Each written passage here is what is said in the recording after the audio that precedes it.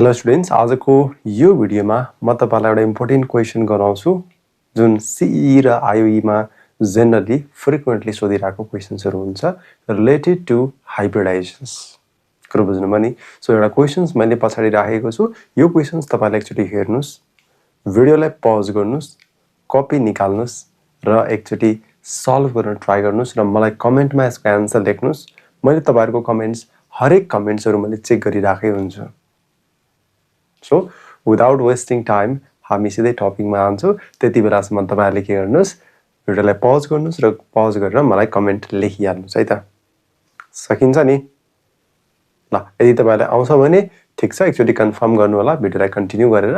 यदि तपाईलाई आउँदैन भने डेफिनेटली भिडियोमा बसिराख्नुस्। तपाईलाई यसको रिलेटेड म तपाईलाई कन्सेप्ट दिन ट्राई गर्छु कि यो टपिक, यो हाइब्रिडाइजेसनसँग रिलेटेड कुराहरु के छ त्यो कुरा म तपाईलाई भन्न ट्राई गर्छु। ओके, ल सुरु गरौँ। ल मैले सुरु गरे है त। क्वेशनले सिम्पल कुरा भनेको छ हाइब्रिडाइजेसन्स। हामीलाई के थाहा छ भने हाइब्रिडाइजेसन भनेको mixing of two different atomic orbitals to form new atomic orbitals. कुरा बुझ्नुभयो नि? सो जस्तै फर एक्जाम्पल को लागि एउटा s ऑर्बिटल एउटा p ऑर्बिटल को मिक्सिङ भयो भने त के भन्छ, sp हाइब्रिड ऑर्बिटल को फर्मेसन हुन्छ। s र दुईटा p छ भने sp2 बन्छ। s र त्यसपछि हामीले तीनटा p राखिरहेछ भने sp3 बन्छ।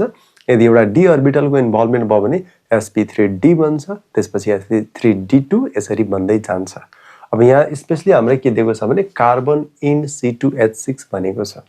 मतलब कार्बन भनेको अर्ग्यानिक कम्पाउन्ड्स हो। यसमा चाहिँ अर्ग्यानिक कम्पाउन्ड्समा यो अर्ग्यानिक कम्पाउन्ड्स दिएको छ। अर्ग्यानिक कम्पाउन्ड्समा स्पेशली निकाल्नको लागि सिम्पल एउटा तरिका छ। त्यो तरिका तपाईले फलो गर्नुभयो भने जस्तो सुकै अर्ग्यानिक कम्पाउन्ड्सको पनि हाइब्रिडाइजेसन चेक गर्नुहुन्छ। बुझ्नुभयो? रेडी हुन्छ नि? ल हेर्नुस् है त एकचोटी। जस्तै अर्ग्यानिक, अब यो आन्सर त तपाईलाई थाहा होला के आन्सर हुन्छ भनेर, तर तै पनि एकचोटी हेरौं यसमा के कसरी गर्ने म भन्छु। हामीलाई एउटा तरिका के छ भने electron pair is equals to lone pair plus bond pair. Hybridization निकाल्ने फर्मुला हो। सिम्पल तरिका मात्रै हो। Electron pair equals to lone pair plus bond pair. बुझ्नुभयो? अब हेर्नुस् है त। बोन्ड पेयर इलेक्ट्रोन पेयर दिएको छ, लोन पेयर पनि दिएको छ। यसमा यदि कतै नेगेटिभ चार्ज दिएको छ या त कतै हामीलाई पेयर अफ इलेक्ट्रोन दिएको छ भने तपाईले के सपोज गर्नुस् भने लोन पेयर राख्दा कति राख्नुहुन्छ, 1 राख्नुहुन्छ। मैले भनेको कुरा सुन्नुभयो? नेगेटिभ दिएको छ, पेयर अफ इलेक्ट्रोन दिएको छ, लोन पेयर कति राख्नुस्, 1 राख्नुस्। यदि कतै तपाईलाई दिएको छ पोजिटिभ चार्ज अथवा अनपेयर इलेक्ट्रोन दिएको छ भने लोन पेयर कति कन्सिडर गर्नुहुन्छ भन्दिनुस् त मलाई एकचोटी। लोन पेयर कति कन्सिडर गर्नुहुन्छ यसको लागि 0 राख्नुहुन्छ। तर क्वेशनले केही पनि दिएको छैन, प्लस माइनस अनपेयर इलेक्ट्रोन केही पनि दिएको छैन भने के गर्नुहुन्छ, के राख्नु पर्छ, पर्दैन, के टेन्सन लिनै पर्दैन। त्यसको लागि झन् सजिलो भयो हामीलाई। बुझ्नु भयो यहाँसम्म? म तपाईलाई एउटा एक्जाम्पल गराउँछु है त। जस्तै एक्जाम्पलको रिलेटेड म तपाईलाई एउटा गराएँ। जस्तै हामीले दिएको छ, यसमा दिएको छ CH4। अब यही गरे पनि हुन्थ्यो तर मैले तपाईलाई CH4 देखाएँ। यसलाई मैले यसरी पनि लेख्न मिल्छ, तपाईलाई थाहा छ। मैले अलिकति लेन्थी बनाइरहेको छु यसलाई ताकि तपाईलाई अझै पनि बुझ्न कन्फर्मेसन होस् यसमा। यो हेर्नुस् है, यो कार्बनसँग जोडेको जुन डाइरेक्ट ग्रुप छ दैट इज बोन्ड पेयर। यो पनि बोन्ड पेयर भयो, यो पनि बोन्ड पेयर भयो, यो अर्को बोन्ड पेयर भयो। मतलब यसमा लोन पेयर केही छ, लोन पेयर केही छ, 0 छैन, लोन पेयर छैन यसमा। बोन्ड पेयर केही छ यसमा, बोन्ड पेयर हेर्नुस् त कार्बनसँग डाइरेक्ट अट्याच भएको ग्रुप कतिवटा छ, 1 2 3 4। कतिवटा छ यसमा, 4 वटा छ। मतलब इलेक्ट्रोन पेयर कति भयो यसमा, 4 भयो। इलेक्ट्रोन पेयर 4 छ भने हाइब्रिडाइजेसन कति होला चेक गरौँ एकचोटी है त। इलेक्ट्रोन पेयर 4 1 2 3 0 आउँदाखेरि हाइब्रिडाइजेसन कति हुन्छ एकचोटी चेक गर्नु यसमा है त। ल एकचोटी हेर्नुस् त। यदि इलेक्ट्रोन पेयर 0 आउँछ भने यसमा हाइब्रिडाइजेसन हुँदैन। इलेक्ट्रोन पेयर यदि 1 आउँछ भने पनि हाइब्रिडाइजेसन हुँदैन। इलेक्ट्रोन पेयर 2 आउँछ भने हाइब्रिडाइजेसन कति होला, sp। इलेक्ट्रोन पेयर 3 आयो भने हाइब्रिडाइजेसन कति होला, sp2 होला। इलेक्ट्रोन पेयर 4 आउँछ भने हाइब्रिडाइजेसन कति होला, sp3 होला। इलेक्ट्रोन पेयर 5 आउँछ भने sp3d, sp3d2, sp3d3 अथवा d2 sp2 हाइब्रिडाइजेसन्स त्यो आउँदै जान्छ। त्यो भनेको अर्ग्यानिक बाहेक चाहिने कुरा हो। बुझ्नुभयो कि भने यहाँसम्म? बुझ्नुभयो नि? अब एकचोटी ध्यान दिनुहोस् फेरि। इलेक्ट्रोन पेयर 4 आउने बित्तिकै हाइब्रिडाइजेसन कति रहेछ यसमा, हाइब्रिडाइजेसन sp3 रहेछ भन्ने कुरा हामीलाई थाहा भइसकेको छ। थाहा भइसक्यो। म तपाईलाई कन्सेप्ट क्वेशन प्लस कन्सेप्ट दिन खोजिरहेको छु। अब हेर्नुस् है त एकचोटी यसमा अब यसमा मैले तपाईलाई फेरि लगे के भने जस्तै कुनै एउटा डबल बन्डेड सिस्टम दिएको छ भने गर्ने केसमा डबल बन्डेड सिस्टम दिएको छ भने CH2 डबल बन्ड CH2 तपाईलाई क्वेशनले सोधियो यो अन्डरलाइन गरेको कार्बनको हाइब्रिडाइजेसन चेक गर्नुस् भनेर क्वेशनले सोधिरहेको छ गर्ने के हेर्नुस् है त यहाँ दिएको छ कार्बन डबल बन्ड कार्बन यसमा दिएको छ हाइड्रोजन यसमा दिएको छ हाइड्रोजन यसमा दिएको छ हाइड्रोजन यसमा पनि दिएको छ हामीलाई हाइड्रोजन अब मलाई भन्दिनुस् यो डबल बन्डेड कार्बन सँग हामीले भनेको छ यसको हाइब्रिडाइजेसन निकाल्न भनेपछि यसमा बन्ड पेयर हेर्नुस् त 1 2 र यो भनेको त यसको लागि कम्प्लिट एउटा बन्ड पेयर हो कि होइन ए हो कि होइन यस हो नि खासमा सो यसको लागि लोन पेयर कति राख्ने यो निकाल्नुस् हामीले लोन पेयर कति राख्ने 0 बन्ड पेयर कति 1 2 3 बन्ड पेयर कति छ यसमा 3 छ मतलब यहाँ इलेक्ट्रोन पेयर कति आउँछ हेर्नुस् त इलेक्ट्रोन पेयर कति आउँछ यसमा इलेक्ट्रोन पेयर 3 आउँछ यसको हाइब्रिडाइजेसन कति हुन्छ हाइब्रिडाइजेसन कति हुन्छ इलेक्ट्रोन पेयर 3 छ भने हाइब्रिडाइजेसन कति हुन्छ sp² हुन्छ बुझ्नु भयो यहाँसम्म क्लियर भयो यहाँसम्म कसैलाई डाउट केही छ छैन है त सो यति मैले निकाले अब मैले तपाईलाई ट्रिपल बन्ड वाला पनि कन्सेप्ट देखाउँछु है त ट्रिपल बन्ड वालामा के गर्ने यसमा जस्तै हामीले दिएको छ HC ट्रिपल बन्ड CH दिएको छ र हामीलाई यो कार्बनको हाइब्रिडाइजेसन चेक गर्न भनेको छ यसको निकाल्न भनेको छ भनेपछि तपाईले गर्नु के हुन्छ यो एउटा बन्ड पेयर हो यो अर्को बन्ड पेयर हो के यसमा लोन पेयर केही छ यसमा लोन पेयर छैन 0 र बन्ड पेयर कति राख्ने यसमा बन्ड पेयर राख्नुहुन्छ 2 इलेक्ट्रोन पेयर कति आउँछ यसमा कति आउँछ 2 आउँछ र यसको 2 आउने बित्तिकै हाइब्रिडाइजेसन कति राख्नुस् sp राख्नुस् मैले भनेको कुरा बुझ्नुभयो कि भएन यसमा बुझ्नुभयो नि गुड भेरी गुड अब म तपाईलाई फेरि अर्को तरिका अर्को भन्छु चार्ज वालाको केसमा गर्ने के चार्ज वालाको केसमा गर्ने के हेर्नुस् है त एकचोटी चार्ज वालाको केसमा गर्ने के हुन्छ भने यदि तपाईलाई दिएको छ CH3+ र यसमा हेर्नुस् त यो केसमा यो कार्बनको निकाल्नु पर्ने छ मैले यो कन्सेप्ट दिएको छु यसलाई याद गरिहाल्नु होला है त लोन पेयर कति कन्सिडर गर्ने 0 बन्ड पेयर कति राख्ने 3टा राख्ने इलेक्ट्रोन पेयर कति आउँछ यसमा 3 आउँछ इलेक्ट्रोन पेयर 3 आउँछ भने हाइब्रिडाइजेसन कति हुन्छ यसको sp² धेरै सोच्नु पर्दैन कार्बोकेटाइनको हाइब्रिडाइजेसन कति हुन्छ sp² हुन्छ बुझ्नु भयो यहाँसम्म क्लियर ल अर्को मजा है त यदि मैले यसमा राखे CH3 unpaired electron lone pair कति राख्ने 0 बन्ड पेयर कति राख्ने 3 इलेक्ट्रोन पेयर कति आउँछ 3 आउँछ हाइब्रिडाइजेसन कति आउँछ यसको हाइब्रिडाइजेसन कति आउँछ sp² यहाँ हेर्ने डाइरेक्ट आन्सर निकाल्ने दायाँ बायाँ सोच्ने कुरै होइन यसमा बुझ्नु भयो यहाँसम्म क्लियर छ यहाँसम्म डाउट कसैलाई छ यहाँसम्म छैन बधाई छ ल त्यसपछि अर्को मजा है त जस्तै मैले लेखेँ यसमा CH3 यसमा लेखेँ नेगेटिभ यसमा लोन पेयर कति छ भनिदिनुस् लोन पेयर कति छ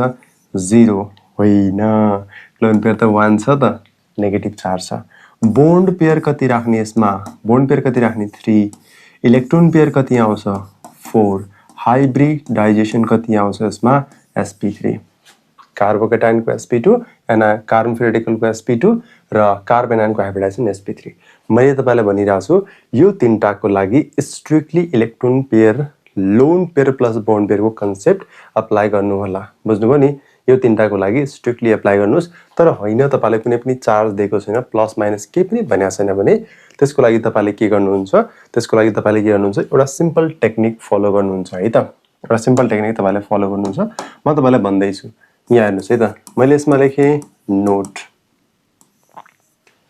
यदि if carbon is directly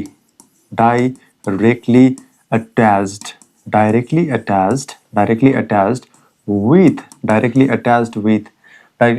with two double bond अथवा one triple bond दिएको छ भने यसको हाइब्रिडाइजेसन अलवेज कति हुन्छ sp धेरै सोच्ने कुरै होइन यसमा ओके यदि if carbon is directly attached with one double bond भन्दैछु मैले one double bond then यसको हाइब्रिडाइजेसन कति आउँछ अलवेज यसको आउँछ कति sp2 धेरै सोच्नु पर्यो यसमा परेन भेरी गुड अब अर्को मजा यदि if carbon directly attached with language मिलाउनको लागि मैले भनिरहेको छु zero double bond मतलब केसँग मात्रै होला ओन्ली सिंगल बोन्ड होला यसमा के लेख्छौं हामीले only single bond only single bond छ भने त्यति बेला हाइब्रिडाइजेसन कति आउँछ यसमा sp3 आउँछ धेरै सोच्नु पर्यो यसमा परेन दायाँमा के पनि जानु परेन यति दिमागमा राख्ने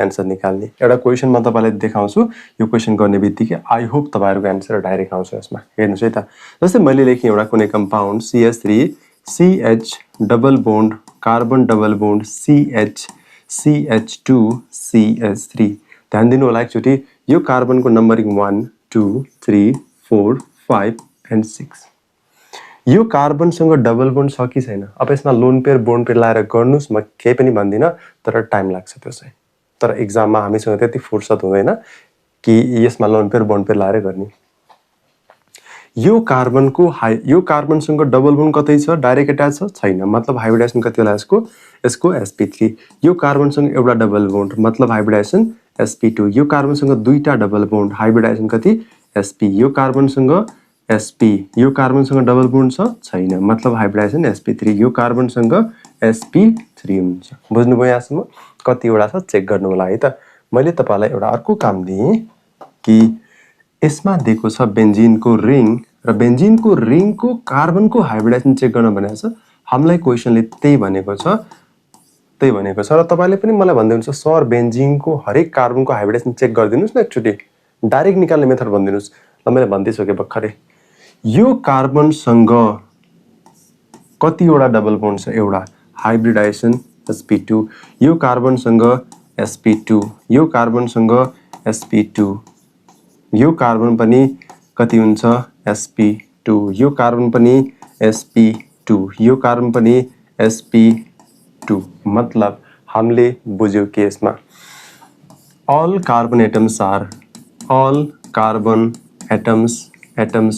are sp2 hybridize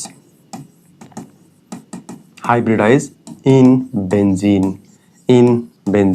concept clear भयो कि भएन यहाँसम्म कन्सेप्ट क्लियर भयो यहाँसम्म बुझ्नुहुन्छ नि यहाँसम्म ल भेरी गुड अब त्यसपछि अब यो कति कन्सेप्ट बुझिसकेपछि आई होप तपाईलाई डाउट नहोला अब त्यसपछि एकचोटी हेर्नु होला यो केसमा यो जुन कम्पाउन्ड दिएको छ यो कम्पाउन्डको हाइब्रिडाइजेसन चेक गर्नुस् एकचोटी जस्तै यो भनेको मतलब हामीले के दिएको छ C2H6 दिएको छ मतलब यो हो कि हैन हेर्नुस् त एकचोटी CH3 C2H6 दिएको छ मतलब इथेन भनेको छ यसमा अब तपाईलाई डाइरेक्ट निकाल्नु पनि सुरुमै सक्नुहुन्थ्यो तर मैले तपाईलाई कन्सेप्ट बुझाउनको लागि यो सब लेखे है त ल हेर्नुस् एकचोटी यो कार्बनसँग डबल बोन्ड छ कि छैन भनेपछि हाइब्रिडाइजेसन डाइरेक्ट कति आउँछ यसमा sp3 धेरै सोच्नु पर्यो यसमा परेन मतलब यसको आन्सर के रहेछ यसको आन्सर रहेछ बी तपाईहरुको आयो कि आएन चेक गर्नुस् एकचोटी है त बुझ्नु पनि यहाँसम्म कसैलाई केही डाउट छ यहाँसम्म छैन बुझ्नुभयो यहाँसम्म गुड भेरी गुड ल एउटा अर्को म तपाईलाई यसमा जोड दिन्छु है त यहाँ तपाईलाई मैले अर्को कुरा जोड्नु पर्यो